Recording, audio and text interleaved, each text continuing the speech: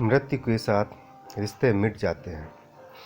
एक बार देवर्षि नारद अपने शिष्य तुम्बरु के साथ मृत्यु लोक का भ्रमण कर रहे थे।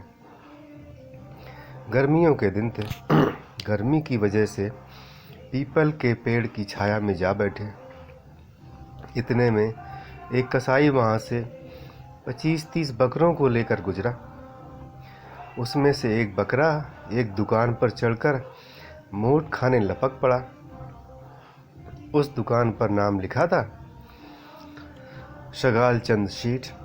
दुकानदार का बकरे पर ध्यान जाते ही उसने बकरे के कान पकड़कर 2-4 घूंसे मार दिए। बकरा मैं करने लगा और उसके मुंह से जो सारे मोट गिर गए। फिर कसाई को बकरा पकड़ाते हुए कहा, जब इस बकरे को तू हलाल करेगा तो इसकी मुंडी मेरे को देना, क्योंकि यह मेरे मोट खा गया। देवर्षि नारद ने जरा सा ध्यान लगाकर देखा और जोर जोर से हंसने लगे। तब तुम्बरु पूछा, गुरुदेव आप क्यों हंस रहे हैं? उस बकरे को जब घूंसे पड़ रहे थे तब तो आप दुखी हो गए थे, किंतु ध्यान करने के बाद आप हंस पड़े। इस हंसी का क्या रहस्य है?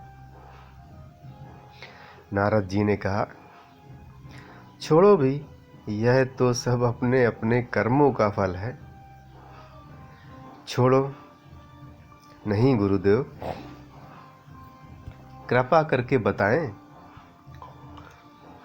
अच्छा सुनो, इस दुकान पर जो नाम लिखा है शगाल चंद सेठ, वह शगाल चंद सेठ स्वयं यह बकरे की योनि में जन्म लेकर आया है और यह दुकानदार शगाल चंद सेठ का ही पुत्र है।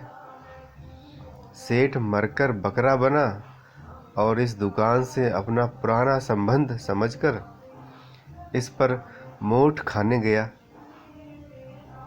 उसके पूर्व जन्म के बेटे ने उसको मारकर भगा दिया। मैंने देखा कि 30 बकरों में से कोई दुकान पर नहीं गया, फिर यह क्यों गया कमबख्त? इसलिए ध्यान करके देखा तो पता चला कि इसका पुराना संबंध था। जिस बेटे के लिए शगाल चंद सेठ ने इतनी मेहनत करी, इतना कमाया था, वही बेटा मोठ के 4 दाने भी नहीं खाने देता, और खा भी लिए हैं तो कसाई से अपनी मुंडी मांग रहा है, अपने ही बाप की। नारद जी कहते हैं, इसलिए कर्म की गति और मनुष्य के मोह पर मुझे हंसी आ रही है। अपने अपने कर्मों के फल तो प्रत्येक प्राणी को भोगने ही पड़ते हैं, और इस जन्म के रिश्ते नाते मृत्यु के साथ ही मिट जाते हैं। कोई काम नहीं आता। काम आता है तो वह है सिर्फ अपने अच्छे कर्म। अपने पापों और पुण्यों का हिसाब इंसान को खुद ही भोगना है। इसलिए मित्रों, सैकड़ों हाथों से इकट्ठा करो, मगर हजारों हाथों से बांटो।